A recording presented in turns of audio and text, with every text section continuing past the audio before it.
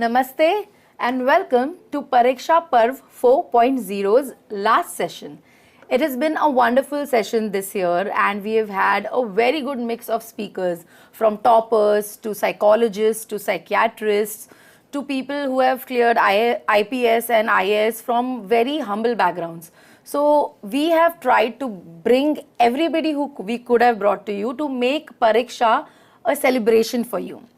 Today, on our last session, we have a very special guest joining us, Dr. Shekhar Seshadri ji.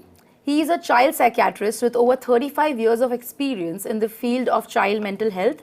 As former senior professor in the Department of Child and Adolescent Psychiatry, NIMHANS, his work has extended beyond the clinical population to children and childcare institutions or service providers across the country as well as the South Asian region. He also has an initiative, a national initiative called Samvad, which is an integrated resource for child protection, mental health and psychosocial care, supported by the Ministry of Women and Child Development by Government of India. It was conceptualized and initiated by Dr. Shekhar ji. Welcome Dr. Shekhar ji. Thank you. Namaste. Namaste. हमारा सौभाग्य है कि आपसे हम बात कर पा रहे हैं and we are ending the session on a very high note for Pariksha Parv 4.0 because we have you joining us. Thank you so much, sir, for giving us your time. Sir, before we start with the general questions that come in on live shows and generally NCPCR website and exam warriors पे जो लोगों ने पूछा है students ने, I would like you to tell me what made you interested in this field, like maybe your journey, कि आप what made you reach here? संक्षिप्त में अगर कहूँ तो I always wanted to be a doctor and I realized very early in medical education itself कि sometimes the practice of medicine can be quite dehumanizing, where you treat the disease and not the person. तो कभी-कभी हम जब rounds लेते हैं अस्पताल में तो बीमारी का जिक्र होता है, फलाने बीमारी को देखा या मरीज को नहीं जिसको ये बीमारी है. तो मुझे लगा कि मनोशास्त्र जो है वो एक ऐसी स्पेशलिटी है जहां एक व्यक्ति के व्यक्तित्व, उसकी आशाएं, उसकी परेशानी, उसका उनके सपने, psychiatry is the only specialty that deals with और वहां से बाल और किशोर मनोरोग क्षेत्र में आना तो it was a very logical, children are 40% of the population and I think the understanding of child mental health is not very extensive or in fact child mental health practitioners India में बहुत कम हैं और इस speciality को मजबूत बनाना ताकि भारत के बच्चे जो हैं who are basically future citizens of this country, भविष्य के नागरिक हैं, तो उनकी मानसिकता को समझना, उनके व्यक्तित्व को समझना, वो किस प्रसंग और संदर्भ से आए हैं इसको समझना और मनोसामाजिक दृष्टिकोण से उनकी मदद करना ताकि उनको सांत्वना मिले और उनकी परेशानियां दूर हों और किसी तरह की मानसिक व्यथा या विडंबना जो हो उसका हम स्पष्टीकरण कैसे करें, उसका हम परिहार कैसे करें. So this was a logical process. Divya, आपने संवाद का जिक्र किया. संवाद एक राष्ट्रीय पहल और एकीकृत संसाधन है बाल संरक्षण, मानसिक स्वास्थ्य और मनोसामाजिक देखभाल के लिए. It is very interesting that you refer to Samvad because I really liked your use of the word examinations as a celebration. Yeah. और ये बात जो है इसमें इतनी गहराई और इतनी शक्ति है इस नजरिए से देखना. तो संवाद के बारे में संक्षिप्त में कहूँ तो we work in 4 verticals: in care and protection, in mental health, in policy and law, and in education. So the role of mental health and psychosocial well-being in the area of education is precisely the context of what Pariksha Parv actually stands for ideologically and philosophically.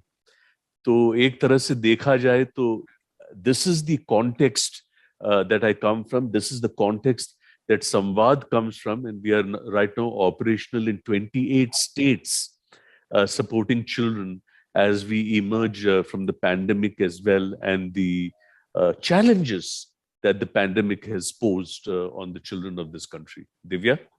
Yeah. Sir, we have some questions for you coming in. नमस्कार sir, जैसा कि हम जानते हैं कि corona फिर से आने वाला है, इस महामारी में भावनात्मक और कोविड तनाव से बच्चे कैसे उभरें? A parent, his name is Shyam Baghel. He is asking this question because we often think कि अभी fourth wave आने वाला है, third wave आ रहा है. I think that is why he is framed the question this way. Yeah. धन्यवाद इस प्रश्न के लिए।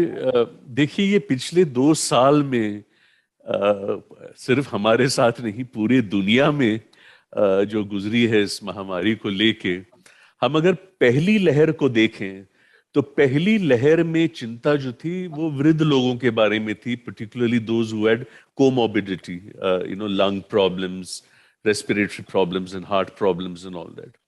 लेकिन दूसरी लहर में कहानी बदल गई। Young people, even those who were vaccinated, 40 years old, 50 years old, we were losing them. And then the whole theme of loss and grief, बच्चों को जो झेलना पड़ा, शोक का तजुर्बा जो है, शोक का अनुभव। फिर आई बात तीसरे लहर की और चौथे लहर की, और टीकाकरण जो है लगभग पूरे भारत में होने लगा। Children also started to get vaccinated, और जो भी म्यूटेंट्स जो हैं, डेल्टा था, फिर ओमाइक्रॉन वगैरह, as the virus loses its potency and we develop herd immunity, तो बच्चों के मन में दुविधा और प्रश्न है। ये पहले, दूसरे, तीसरी लहर में ये बदलता गया। पहले लहर में we didn't understand what the extent of the pandemic was. तो एक तरह से तो शुरुआत में ही होती है कि अरे बल्ले बल्ले स्कूल बंद हो गया, मजाक करो एंड ऑल दैट। फिर सवाल ये उठता है कि ये कब तक चलेगा, ये बहुत देर चलेगा क्या, ये कब खत्म होगा। फिर सवाल बदल जाते हैं, ये बहुत देर चलेगा ना, खत्म होने की कोई मतलब भविष्यवाणी करना बहुत मुश्किल है, पता नहीं क्या होगा। तो बच्चों की अंतर्ध्वनि जो है, तो ये बहुत मुख्य है।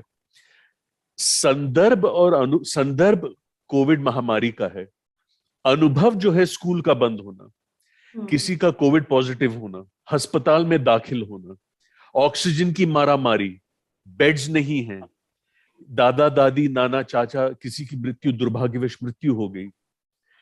तो संदर्भ, अनुभव, फिर अंतर्ध्वनि कब तक चलेगा, हाय तौबा, स्कूल कब खुलेगा, और खास करके जो एग्जिट ईयर्स में, the kids who are in the exit years, finishing their 12th, what will happen to our entry into colleges? Are we going to lose time?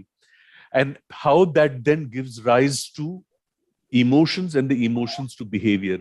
तो ये व्यवहार, भावना, अंतर्ध्वनि, अनुभव और संदर्भ में जो रिश्ता है, context, experience, inner voice, emotion and behaviour, ये रिश्ता बहुत जरूरी है समझना।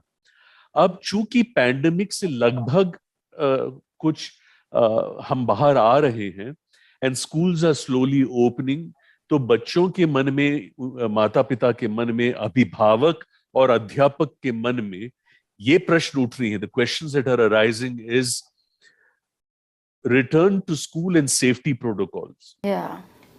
Second, learning gap. But what I want to say, Divya, is though we will focus on the learning gap, we should not create a tension around learning. This is the time to welcome children into the school. स्वागत कीजिए उनका, हर्ष मनाइए कि अरे क्या मजा आया इतने दिनों के बाद मिलने, और एक दूसरे की कहानियां सुनिए। लर्निंग को लेके अगर बहुत ज्यादा आप टेंशन क्रिएट करेंगे तो एडिशनल तनाव पैदा हो जाता है। To let them ease into the, children are natural learners.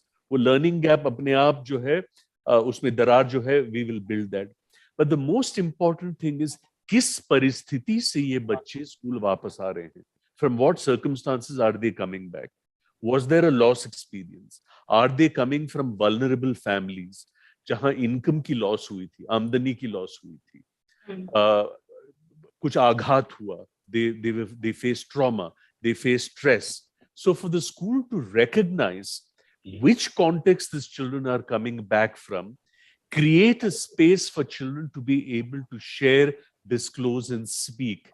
अपनी कहानी उनको बताने दीजिए, आदर के साथ, ध्यान के साथ, अनुकंप और समानुभूति के साथ उस कहानी को सुनिए, उसको वैलिडेट कीजिए, ताकि बच्चों में जो भी तनाव है, जो भी स्ट्रेस है, टेंशन है, उसको जो है बाहर आने का मौका मिले. तो ये एक चौखट है जिसको मैं प्रस्तुत करना चाहता हूं इस प्रश्न की प्रतिक्रिया के संदर्भ में. Divya. Thank you sir. Shyam Baghel ji, I hope आपके सारे क्वेश्चंस का आपको आंसर मिल गया हो. इतने अच्छे से सर ने विस्तार में समझाया है. Sir, another question we have from Vishwas Kumat. He is asking how we can select a counsellor for children. What are the criterias for a good counsellor? इस सवालबाजी इसके हम दो तरीके से उत्तर दे सकते हैं. सत्य तो ये है कि कई लोगों के पास डिग्रियां होती हैं, लेकिन ये आवश्यक नहीं है कि वो अच्छे काउंसलर हैं. और कई ऐसे लोग हैं जिनके पास न काउंसलिंग, न सोशल वर्क, न साइकोलॉजी, न मनोशास्त्र की डिग्री है, लेकिन वो बड़े अच्छे काउंसलर्स हैं. तात्पर्य से हम क्या निकाल सकते हैं? आदर्श काउंसलर जो है वो कौन है? इसमें एक चीज समझना जरूरी है. आदेश, उपदेश, सलाह और समालोचन में फर्क है. आदेश, ऑर्डर, उपदेश, sermonizing, सलाह, एडवाइस, समालोचन, counselling. Counseling is always an interactive process. And a good counselor is one who is basically interested in human stories.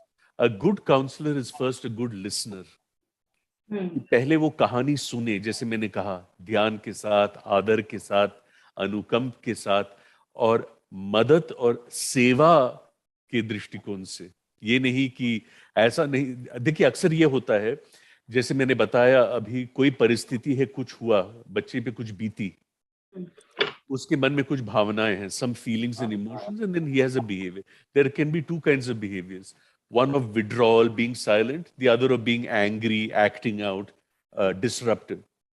Now, if you tell a child, why are you sitting so quietly? You should not be like this. That is not the way counseling proceeds.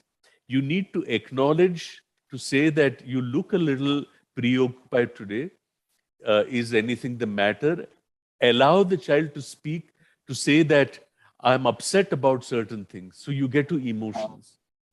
And then you move backwards towards what the child is thinking. And the child is thinking in a particular manner because the child underwent a certain experience. तो उस अनुभव, उस अंतर्ध्वनि और भावना को मान्यता देना, to respect it, is the principle essentially of counseling. And then the child feels understood and respected. So the idea of a selection of a good counselor, whether it's a school or whether it is a counseling center, is really to look at someone who has the patience to listen to stories, who has the ability to validate and respect the story, the emotion, and the context behind it, and doesn't come from a position of merely advising or instructing, but works with the child to co-create solutions. And what you do by this is you return the agency to the child. तो उस बच्चे को, उस client को ये एहसास और ये विश्वास होता है कि मेरे सोच और मेरे निर्णय जो हैं उसको भी मान्यता दी जाती है. And it is not as though I am incapable of making decisions and I have only to follow a decision or an instruction that someone else gives. So this co-creation of alternatives to deal with challenges is what the true crux of counseling is all about. Divya? Thank you so much, sir. I think that is why, listening to all this, now I understand why you have named the national initiative Samvad, because you believe a good counselor is somebody who can have a conversation with you. Exactly. और सत्य तो ये भी है दिव्या कि चाहे वो अभिभावक और संतान हो या अध्यापक और छात्र हो, parent child or a teacher student relationship, the unfortunate truth is that adult child relationships are usually constructed on the basis of a culture of instruction, expectation, control, and obedience, not on a culture of conversations. आदेश, उपदेश और अपेक्षा की संस्कृति, वार्तालाप और चर्चा की संस्कृति नहीं है. तो ये संस्कृति जो है, a culture of conversations, is so important in families and in schools, and that's exactly the point that you're making, Divya. Samvad, that's what it means. Samvad. We'll talk about Samvad in a little bit of detail towards the end of our session. First, let me ask you some more questions. Sir, we all know that now schools are open again. They are reopening, and after COVID lockdown, now children are going to school. What do you think? What can be the major adjustment issues when it comes to mental health that children might be facing? And in this situation, what can the parents and teachers do to help them cope? To understand this, Divya, for teachers and parent system to understand how children will cope with the whole return to school after the COVID pandemic, we need to look at this in two contexts. One of these contexts has very clearly to do with age. आयु. Let me explain this. देखिए, pandemic से पहले 1 महीने का शिशु, 6 महीने का शिशु या 1 साल का बच्चा लगभग घर पे ही था. पैंडेमिक के दौरान भी घर पे ही है. ये 14, 16, 18 साल के किशोर और किशोरियां जो हैं, वो अपना रास्ता खोज लेते हैं, चाहे वो मोबाइल फोन पे हो, व्हाट्सएप पे हो, या घर से खिसक के निकल जाना वगैरह. Our concern is preschoolers, the 4, 5, 6 years old, because learning is a social experience. और लॉकडाउन की वजह से इनके विकास धारा पे, in the developmental trajectories for the 4, 5 and 6 years olds. And this is where for developmental psychologists and for people in education, it is very critical to look at the 4, 5, 6-year-olds और lockdown की वजह से जो social interaction, peer interaction, और जिसको हम readiness skills कहते हैं, तैयारी, पहली श्रेणी जाने से पहले जो तैयारी होती है प्री स्कूल में, हैंड फंक्शंस, विकास के 5 क्षेत्र जो हैं, दैहिक विकास, फिजिकल डेवलपमेंट, भाषा, लैंग्वेज डेवलपमेंट, इमोशनल डेवलपमेंट, भावनाओं का विकास, कोग्निटिव डेवलपमेंट, बौद्धिक विकास, and emotion development, which is भावनाओं का विकास. And because social experience was also cut down, hardly any play and social interactions. So see what these young children have lost during the pandemic. Loss of routine, loss of structure, loss of educational opportunities, loss of peer interaction, loss of exposure to social spaces, loss of play. Yeah. दिनचर्या, सीखने के अवसर, सामाजिक स्थल से familiarity और खेल इन्होंने खोया है. तो इसको बेसिकली बिल्डअप करना would be very critical for this age group. जहां तक कि ओल्डर एज ग्रुप का प्रश्न है, जैसे मैंने अभी कहा, ये किस घर की परिस्थिति से स्कूल वापस आ रहे हैं. और पैंडेमिक के दौरान जब लॉकडाउन जब हुआ था, स्कूल बंद थे, what were the circumstances at home? Were they congenial? Was it happy? Were there tensions and pressures? Was there loss of income? Was there a loss of job? Was there an escalation in family conflict, an escalation in domestic violence? तो इसको पहचानना जरूरी है, and this is where the counseling context of the school, so school counselors become so important in understanding the circumstances that the child came from, and to essentially create a culture of conversations and not get so focused on the learning gap, but to really listen to stories.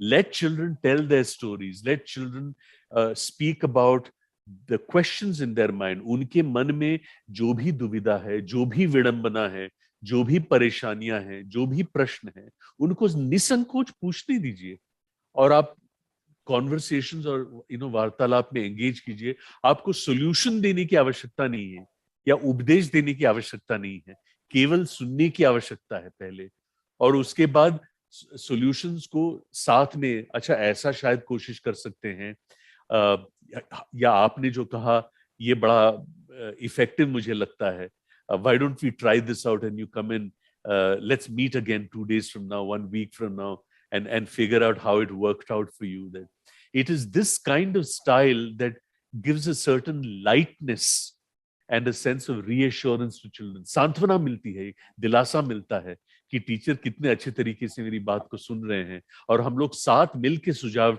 ढूंढते हैं। ऐसा नहीं कि कोई सुझाव मेरे ऊपर थोपा जा रहा है, it's not like that. So this is the way in which the education system needs to deal with the whole context of children returning to schools. Divya? Sir, the difference that the children are going to face is they usually, in a normal non-COVID era, you spend most time in school, most time playing, and very less time with parents. But during this lockdown, they were forced to spend a lot of time with parents. तो obviously there was this whole मतलब positive and negative. Positive कि एक दूसरे को जानने का मौका मिला, negative maybe कि you might not like spending so much time with the other person, and there was a lot of fights or anger issues or something like that you see in children, and parents had to cope with the whole thing of learning how to use online education. Teachers also had to cope with how to learn online education. तो अब आपको क्या लगता है, ये examination हो या online education हो, लोग मतलब there will be a gap कि सम पीपल माइट प्रेफर अरे वही सही था, और some people will be happy? Is there going to be like एक ना कंफ्यूजन टाइप की व्हाट्स गुड? इस विषय को दिव्या हम दो दृष्टिकोण से देखते हैं। एक बड़ी जनरल सी बात है और एक बहुत ही स्पष्ट बात है। जनरल बात यह है कि एज यू पॉइंटेड आउट कि व्यक्तिगत तौर से on an individual basis in a given family शायद कुछ परेशानियां हुई होंगी, या अच्छा ही रहा होगा कि एक दूसरे के साथ टाइम स्पेंड करने का मौका मिला। सब लोग जो हैं, चाहे वो छात्र हों, बच्चे हों, अभिभावक हों, माता पिता हों, सब न्यू नॉर्मल से जूझ रहे हैं। Everybody is dealing with the new normal. Online the digital world has become, does that mean that parenting has got different? Has it got better? Has it got compromised? ये सब research के मुद्दे हैं. We cannot make any assumptions that certainly the school system and the parent system have had to deal with the whole shift to the online education mode. We have had to learn new skills, तो नई क्षमताओं को सीखना, उसको अपनाना, and और इसमें चुनौती ये है Divya, learning is a social experience. Online education pandemic से पहले भी मौजूद था, it existed even before the pandemic. You just need to be smart of how to utilize it and bring in the social element into it. सब कुछ online ही करना होता तो फिर स्कूल्स की आवश्यकता क्या है? सत्य तो ये है, a school building need not be a building, a classroom need not be a room, and a textbook need not be a book. सीखने के और भी बहुत सृजनशील और क्रिएटिव एंड इमेजिनेटिव तरीके हैं. So it's a question of how we use the online medium and the digital medium to be more creative and create a social connect, as you and I are trying to do, Divya. Even इस सत्र में भी हम यही कोशिश कर रहे हैं कि इसको हम as evocative बनाएं that. तो ये एक बात है. दूसरी बात ये है कि children and families are not an amorphous mass, कि सब लोग एक जैसे हैं. that बच्चों में परिवार में एक हद तक समानता है, but every child is unique and every family is terms of both their strengths and their limitations. Therefore, it is important to understand some general patterns, but it is also important to understand कि उस कक्षा में 40 छात्र जो हैं, हर छात्र उसमें एक यूनिक और अनोखा संदर्भ से आता या आती है, और उसको समझना बहुत जरूरी है.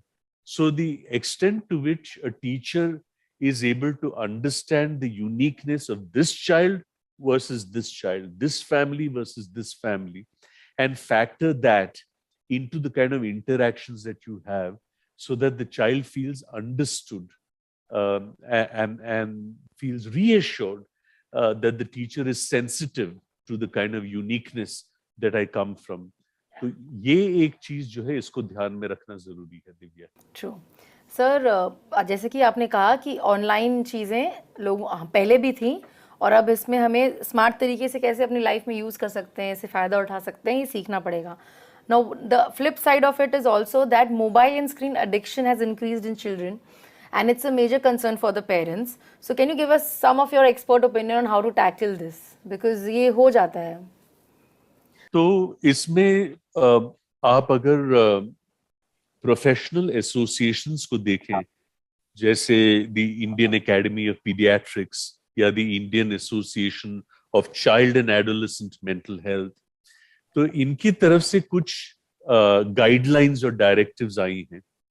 तो इसका मैं जिक्र करना चाहता हूं. पहली बात तो ये है कि प्री स्कूलर्स जो हैं, ये 3, 4, 5 साल के बच्चे जो हैं, जिनकी आयु 3, 4 साल 5 साल है, total screen time for them should be about 90 to 120 minutes in a given day.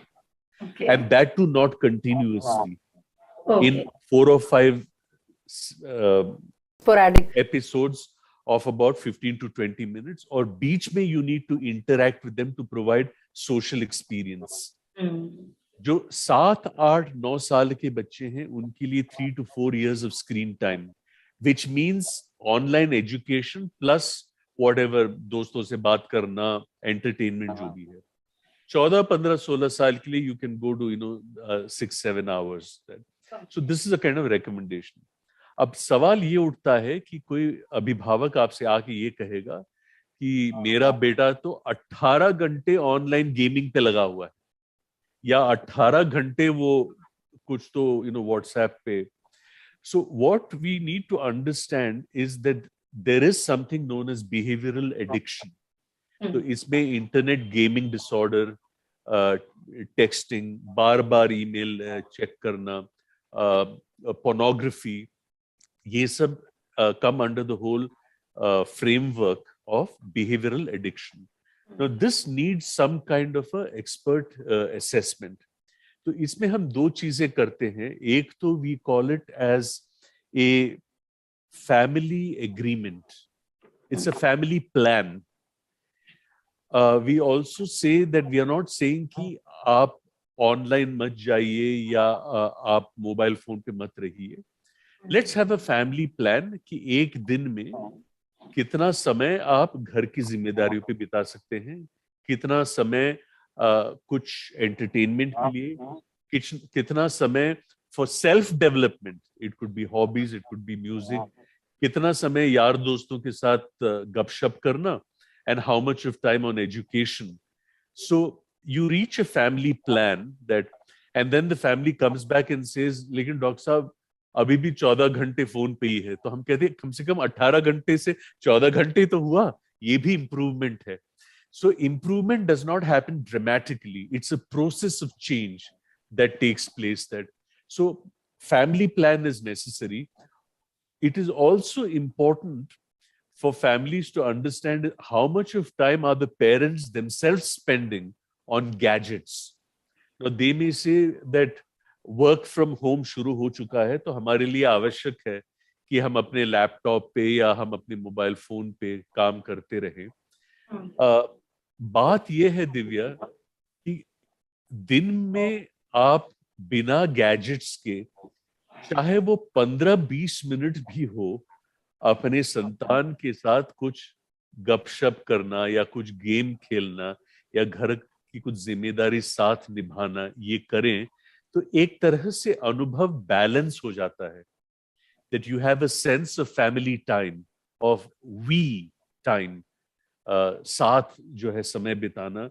और जैसा मैंने कहा, ये 15-20 मिनट का भी हो, it provides both a break as well as continuity, as well as an experience of non-gadget related social time and family time together. So this is the kind of suggestion that we usually give in the context of this challenge that one is facing as we emerge from the pandemic. Divya?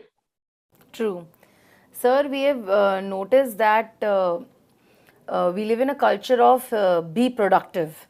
Parents are expecting too much from their children sometimes. So, how can they deal with their unrealistic, the children deal with the unrealistic expectations and guilt that I couldn't do what my dad or my mom asked me to do? They often have this feeling of I'm not good enough. वो हो जाता है. इसका परीक्षा पर्व से बहुत ही गहरा संबंध है.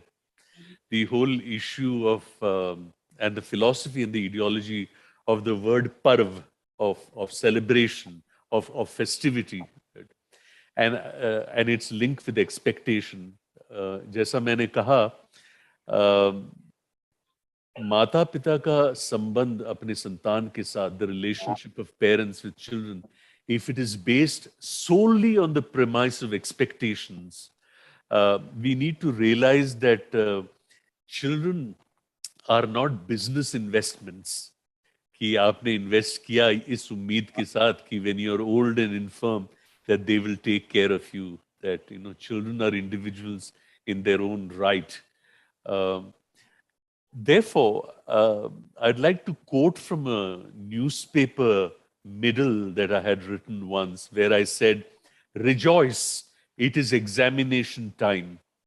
Funny, isn't it? No one ever thought of examinations as a joyous experience. There's always a sense of doom, disaster, and finality around it, whereas examinations should actually be a celebration of learning. तो हर्ष मनाओ, परीक्षा आ गया. कभी ऐसा नहीं होता कि हाय तौबा परीक्षा, नंबर आएंगे कि नहीं, नंबर नहीं आया तो क्या होगा, पापा डांटेंगे क्या, मम्मी उदास होगी क्या. लेकिन परीक्षा जो है ये एक पर्व होना चाहिए. इसमें एक खुशी, हर्ष आवश्यक है. तो मेरा एक यार है दिव्या, वो 6 स्कूल के कंग्लोमरेशन का डायरेक्टर था. तो उससे मैंने एक बार कहा कि यार, एक मैदान को भाड़े पे लेके, higher a field, why don't you set up examination festival, और उसमें पंडाल वंडाल लगा दो, और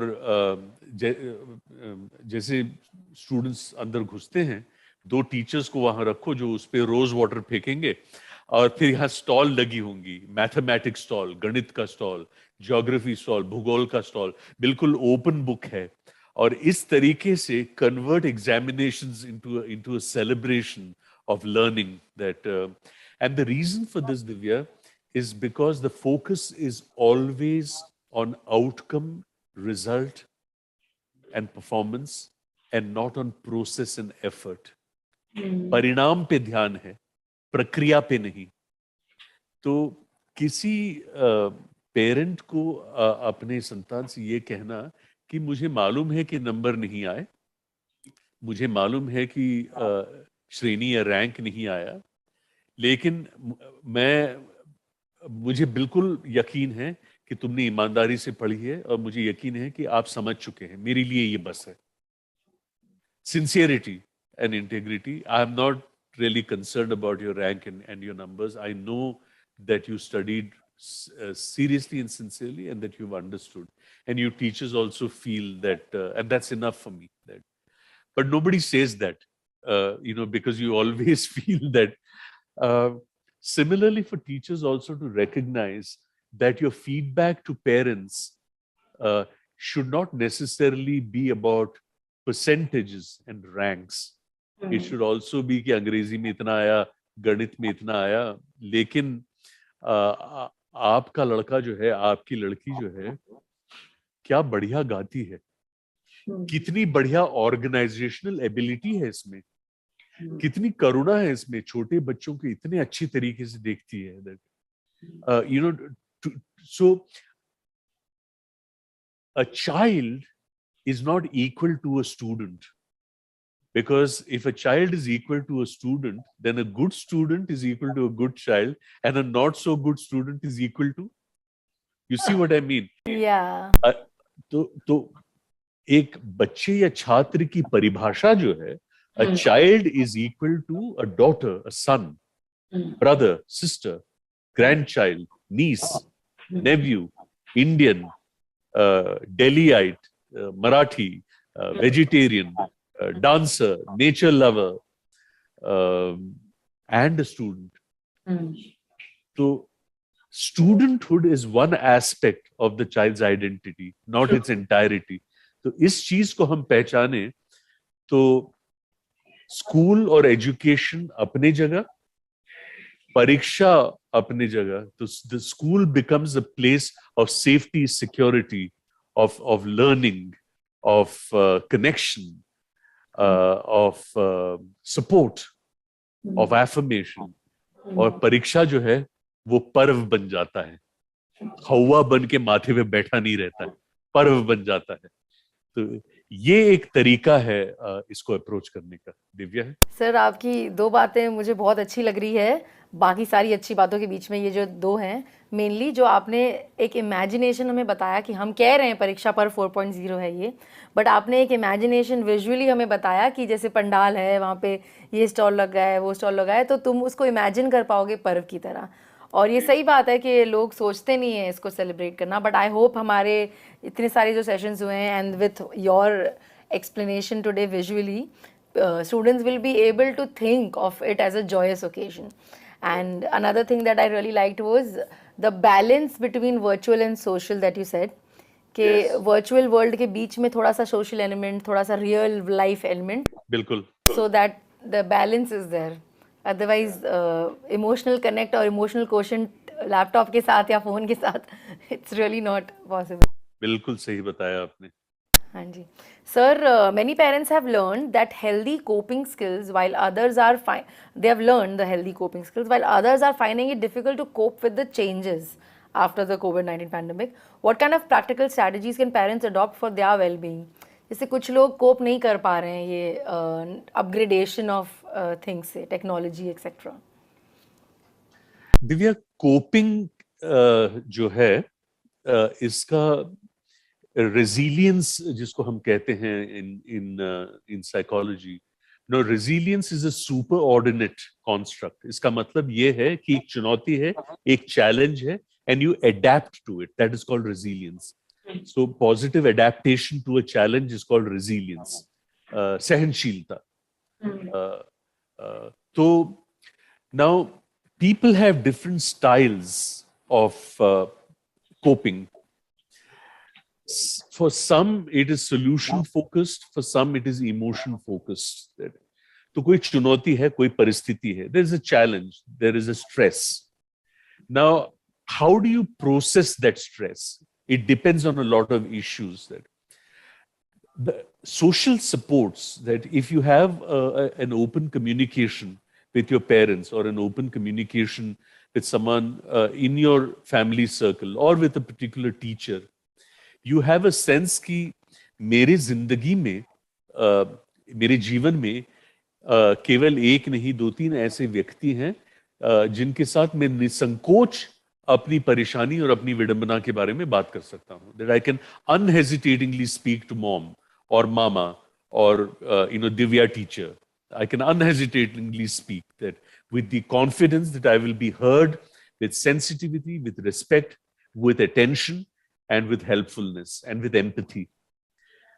So social supports is a big thing. The second is, it comes back to the whole purpose of education. शिक्षा का उद्देश्य क्या है?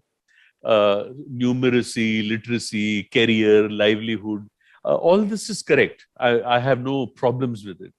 But actually the true purpose of education is the development of an egalitarian personhood, एक समान अधिकारी व्यक्तित्व का विकास, the development of a socially responsive and responsible citizenry, nagrikta, and the development of an identity imbued with aesthetic sensibility, kala, prakriti, rangmanch, sangeet, ब्रह्मांड.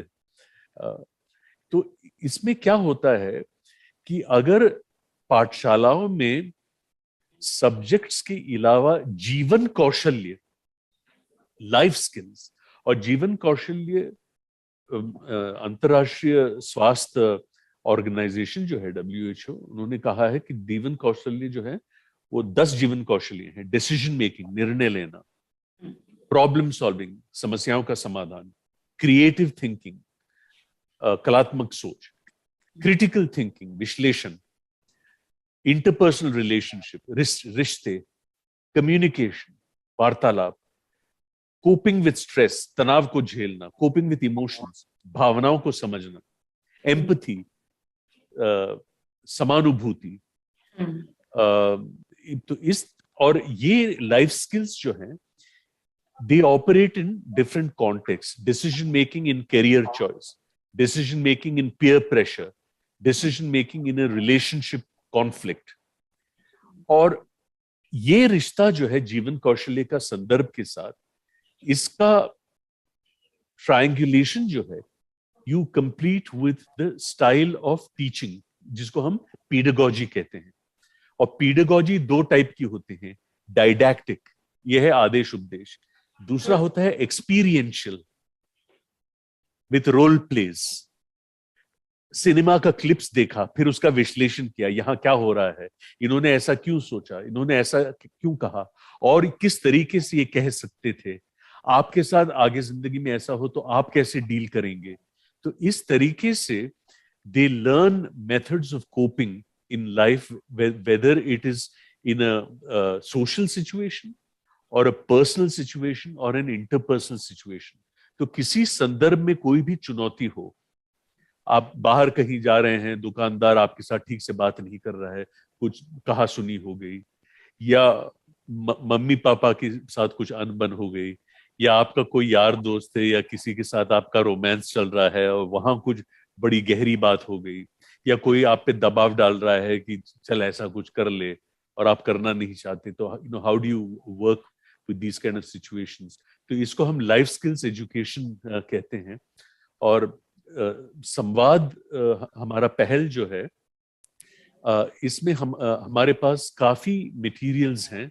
तो संवाद निम्हांस जो YouTube channel है, मंत्रालय के द्वारा हम जो चला रहे हैं, और निम्हांस चाइल्ड प्रोटेक्ट.in जो हमारा वेबसाइट है, तो ये public domain free access website है दिव्या, क्योंकि हम लोग कॉपीराइट में बिलीव नहीं करते हैं, हम लोग कॉपी लेफ्ट में बिलीव करते हैं.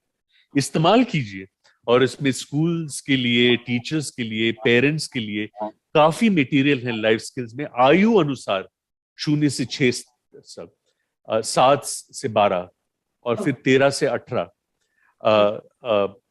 जेंडर को लेके, लैंगिकता को लेके, कामुकता को लेके, हाई रिस्क बिहेवियर्स को लेके, परीक्षा को लेके, शोक को लेके, तनाव को लेके, अलग अलग मुद्दों को लेके हम जीवन कौशल्य के सरल तरीके से बच्चों के साथ कैसे हम बातचीत कर सकते हैं, कैसे एक्टिविटीज कर सकते हैं, जिससे इनकी कोपिंग स्किल्स जो है वो इम्प्रूव हो सके.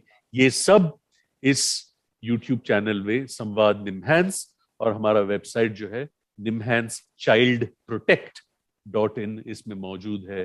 Please do have a look at it and you will be really helped by all the material that is present here, and please use it, adapt it, send it on to anyone who wishes to use it. Divya, over to you.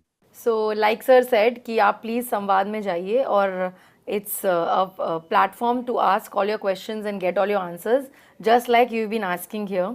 Sir, one of the live questions are, as we seen that children become very frustrated and short-tempered sitting at home during exams, it usually happens. How should parents deal with the behavior change in children, especially during the pandemic and examination combination when it happens? Vasisht Vaidya is asking this question.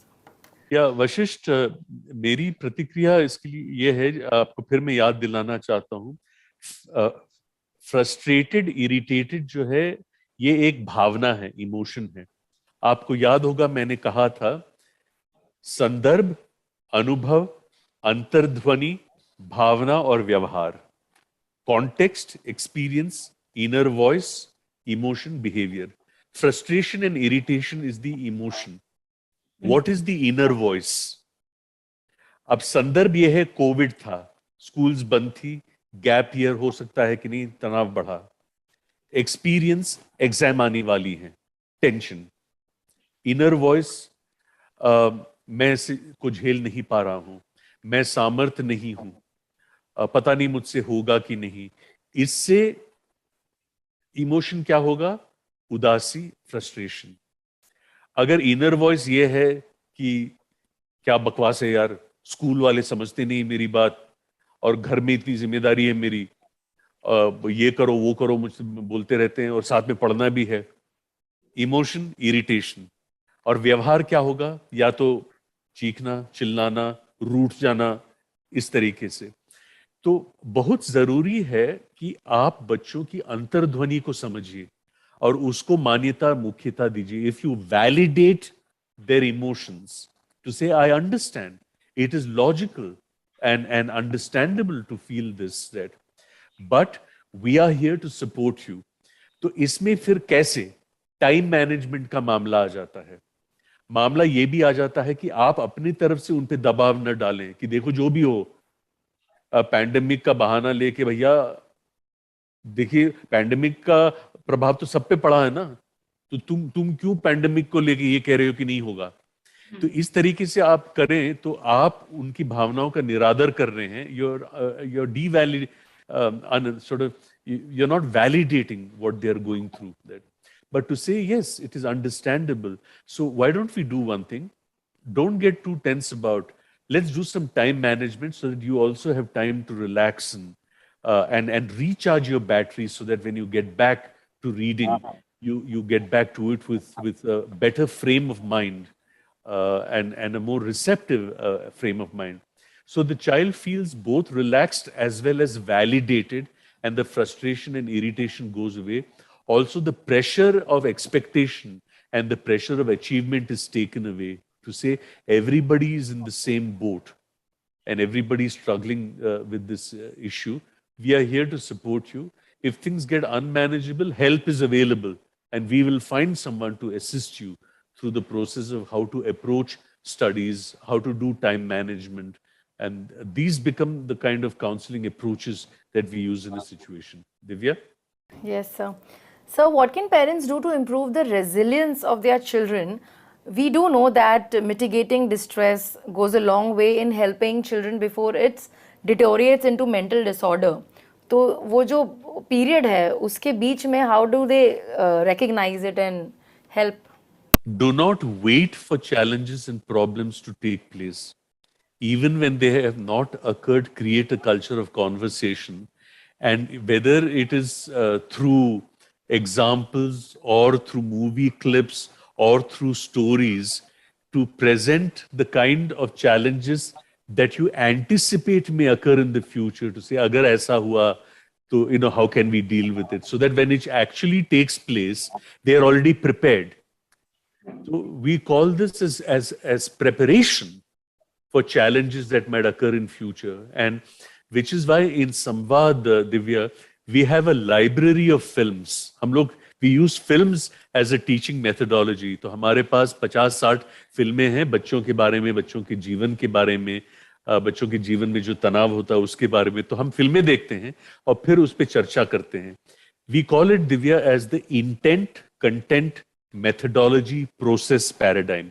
Intent, हमारा इरादा क्या है इस film दिखाने का, to introduce frustration और anger.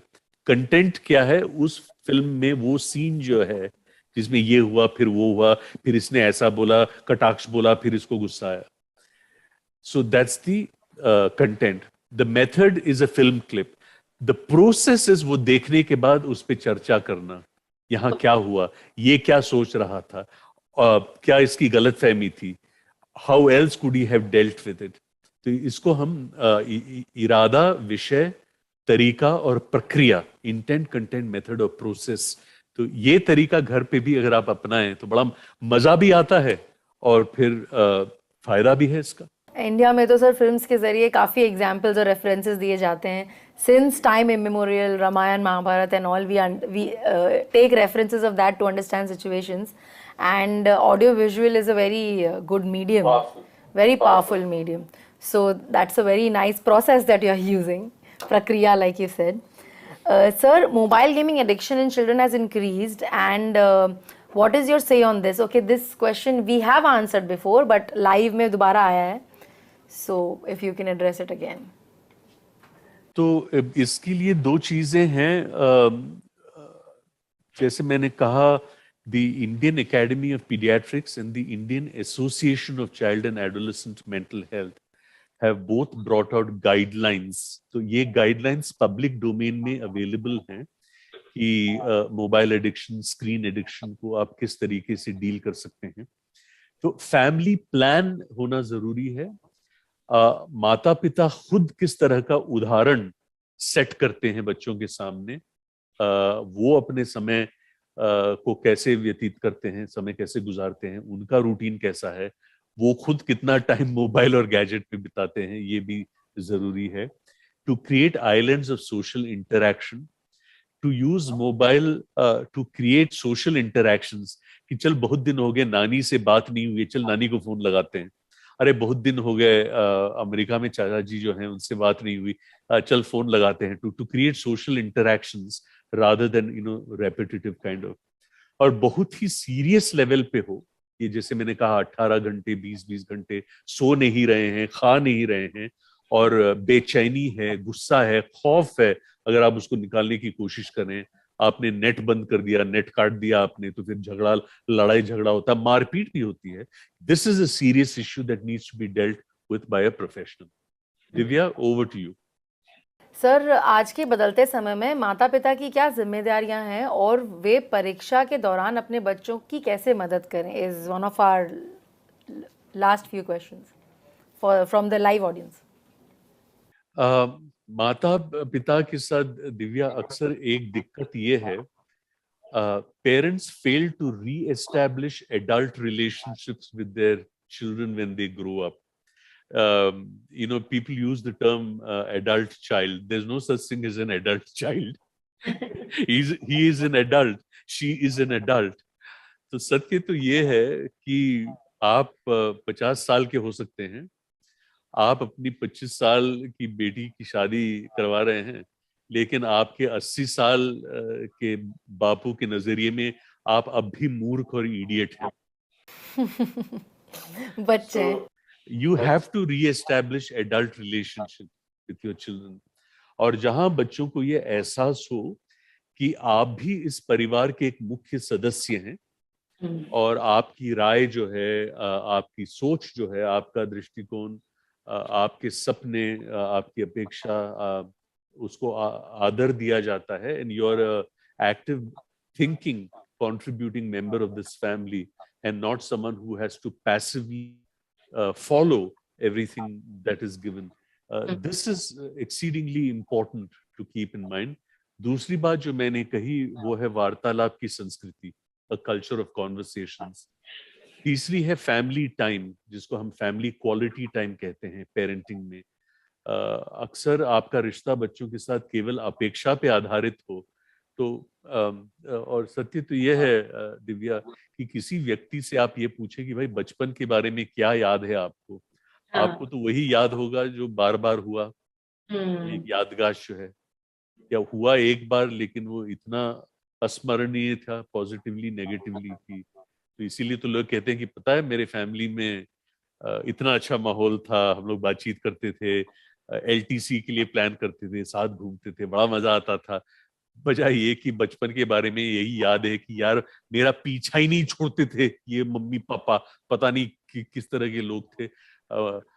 मुझे मेरा बचपन जो है, मैं बिल्कुल किसी हैप्पीनेस के साथ याद नहीं करता हूँ। हमेशा प्रेशर, हमेशा एक्सपेक्टेशन, और मैं यही सोचता था कि मैं इस परिवार में पैदा क्यों हुआ यार। तो इसीलिए create memories of happiness for your children, memories that they can cherish and remember when they are 20, 30 and 40 and 50 to say, वाह, क्या बचपन था. Sir, as you mentioned about re-establishing relationships once the children are adults, what if a child is in his कहते हैं ना आजकल mid life नहीं quarter life crisis भी होता है, when you are 24, 24, 25, तो तुम पढ़ाई भी कर रहे हो इंजीनियरिंग के बाद एमबीए भी कर रहे हो, somewhere you are an adult, somewhere you have some work experience, somewhere you are also a student and dealing with this whole transition from being a student to an adult and being a person on your own.